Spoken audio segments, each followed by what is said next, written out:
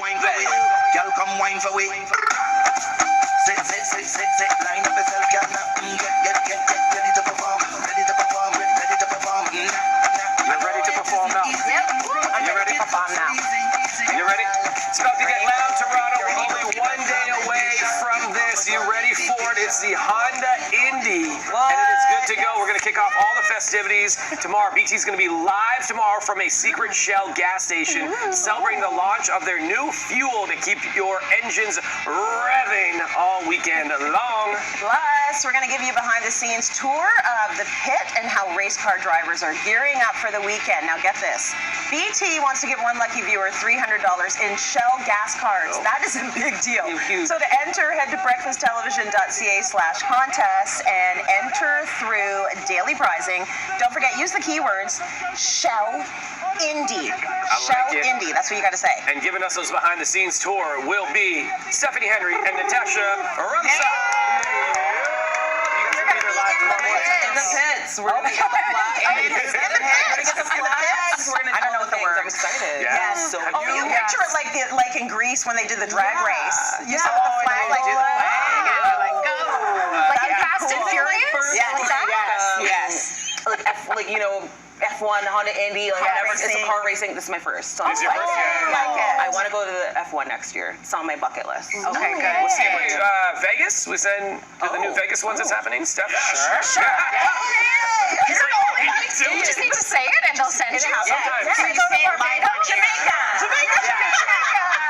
Jamaica? No. Yes. Apparently dreams come true around here. It's so true. Let's go to Ottawa right now. Shout out to CBC Ottawa. Sent this one out, a story. This woman has a neighbor who keeps complaining about the basketball net in front of her house. So she leaves the basketball net kind of at the front and the kids get to play, and you're supposed to bring it back in 20 feet from the road. That's the bylaw. Okay. Well, the neighbor complained, so she's like, okay, I brought it back in. But it wasn't 20 feet. So then she complained again. So the woman is begging her neighbor to just talk with her instead of complaining. Put up a sign just saying, hey, please, like a big pink sign saying, please, just come talk to me about this. How do we feel about somebody complaining about the eyesore of this, or maybe the bylaw that needs to be followed? Listen, my kids have been called out before for playing basketball too early in the morning by our neighbor, but we didn't get called by the city. The neighbor said to them, could you please stop? I was even upset about that though. Yeah. Because it was the pandemic and there's not much for them to do, but I also understand if it's too early in the morning, whatever. When I see the basketball nets at the curb, I do think to myself, this is so sweet that the kids are out there playing actively. We grew up in a time where you did run the streets. Big wheels at 7 in the morning, hockey nets, cars. That was sort of our upbringing. But it's also dangerous. So people are using these side streets to cut across some of the traffic, at least in Toronto. And so if you've got kids out in the street and the basketball net out there, I understand why they need it pulled back. Now, am I measuring if it's back 20 feet? No, as long as it's in someone's driveway, that should be good enough. That's it. I also don't like this whole, I'm going to call bylaw officers on you. If you have an issue like that, why don't you go up to the neighbor? I agree with that woman who's like, please just come talk to me and let's see if we can come to a resolution. Why do we need to call and like tattletale? What if that person is, a little bit of afraid of conflict? And They're not, because they're calling bylaw officers. They're throwing their phone and hiding their hand. Right. Yes. Right. Don't like that. And they're the same one that's like, hi, Tracy. How are you? Yeah, we're gonna have a great day. And they're the same ones go back in their house and call you. It's so true. Now that you live in the suburbs, how would you handle Suburbs of Kipling. Suburbs of Kipling, yes. Suburbs to me. How would you handle this situation? Would you just let the kids play? Like, is it just like, let the kids play, leave them alone? I would. Yeah, I mean, I agree. Bringing it back in, the measuring is kind of ridiculous. And then I think I would go knock on that neighbor's door and say, let's talk. I'd probably go over with a bottle of wine, right? And say, like, let's sit over this bottle. Let's chat.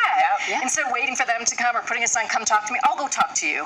Because I just want to end it. I wonder if you she know? knows who is complaining though. She probably does. She probably does. We always know. You always kind of know. Always kind of know. I got a complaint about my dog barking as well, and I knew exactly who it was.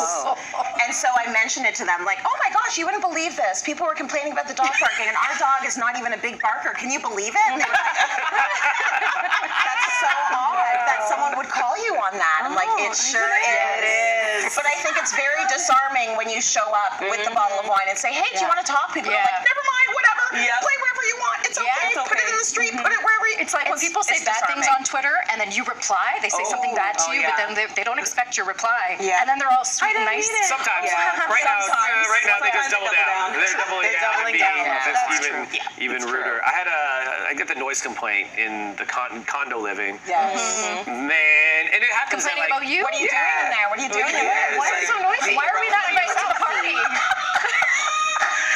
You can't say anything. I can't say anything. All of you questioning What you up to? it. Yeah, what you been doing? Who's hanging out with you? What's going on here? What you up to? So anyways, it happens at 9:30, and I just walk in when the security comes out, and I'm like, nope. He's like, and I'm like, dude, you know I respect you, but it's 9:30. Nope. So whoever's complaining, give me till 10. 10:30. It's supposed to be 11. I'm like, it's supposed to be 11. I'm like, give me till 10:30. I'm gonna be leaving the house. Just relax. I yell in the hallway. Okay. Because I'm just like, relax. And no one on my floor had little kids. It's different. If you have little kids or going to bed or something, I will take that into consideration. But don't do that to me. Still, you're within your But don't do that to me on a Friday night. No. You know what I mean? Friday. It's not at 9:30. Come on, people. Knock on the door. Come join the party.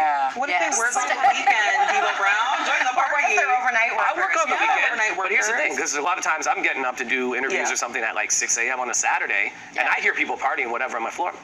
That's fine. Yeah. That's the time you get a chance to let loose. I'm gonna let you let loose. If it gets 3 in the morning, it's a little bit different. You know what I mean? You fall asleep. It's called living in a neighborhood. Yeah. Neighbors, right? You gotta deal with everybody. You got all sorts in your neighborhood Just for sure. communicate. That's it.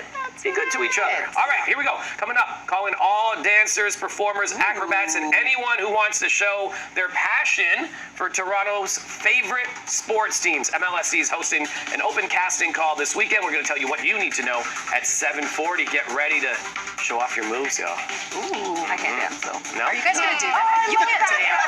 Yeah, you can. I can't dance. No? Yeah, We always make fun of dance with dancing. us. Yeah, because you do the same. Okay.